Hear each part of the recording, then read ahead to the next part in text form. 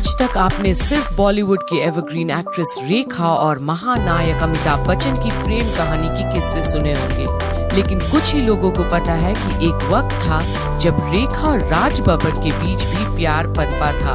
ये वो वक्त था जब राज बब्बर की पत्नी स्मिता पाटिल साल 1986 में बच्चे को जन्म देते वक्त दुनिया छोड़ गई थी। तब राज बब्बर पूरी तरह से टूट चुके थे। वहीं दूसरी तरफ रेखा भी अमिताभ बच्चन से अलग हो चुकी थी। दोनों अपने अपने दुखों में डूबे हुए थे और दोनों को ही सहारे की जरूरत थी।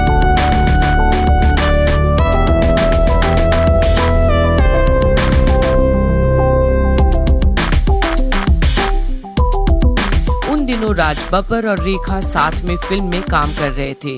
दोनों अपने अपने रिश्तों में अकेले थे और दोनों का यही अकेलापन राज और रेखा की नजदीकी का कारण बना। हालांकि रेखा ने कभी भी अपने और राज बब्बर के रिश्ते के बारे में बात नहीं की, लेकिन राज बब्बर कई बार इस रिश्ते पर खुलकर बात करते दिखे। खबरों की माने तो कुछ ही समय के लिए ही सही, लेकिन दोनों के बीच काफी गहरा रिश्ता बन गया था। राज बब्बर अपनी पहली पत्नी के पास वापस जाना चाहते थे, पर रेखा को उनका ये फैसला मंजूर नहीं था।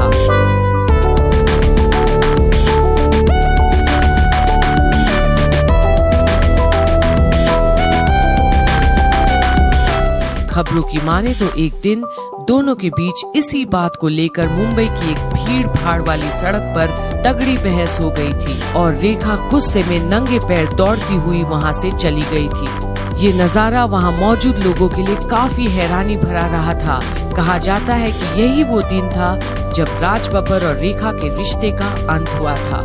रेखा से जब भी उस दिन के बारे में पूछा जाता है तो वो हमेशा यही कहती है कि ऐसा कभी हुआ ही नहीं, लेकिन उस दिन वहाँ मौजूद लोगों ने रेखा को नंगे पैर सड़क पर दौड़ते देखा था।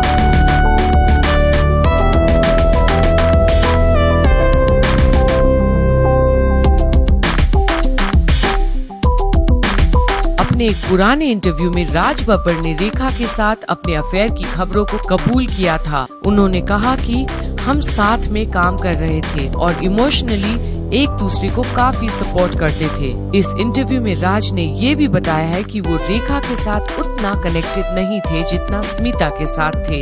राज बब्बर ने कहा कि मैं ये नहीं कहता कि हम दोनों सिर्फ दोस्त थे, ये सब अब पुरानी बातें हो चुकी हैं। मैंने उनके साथ कई भावुक पलों को जिया है। कोई भी इस तरह के रिश्ते को जल्दी से नहीं भुला पाता।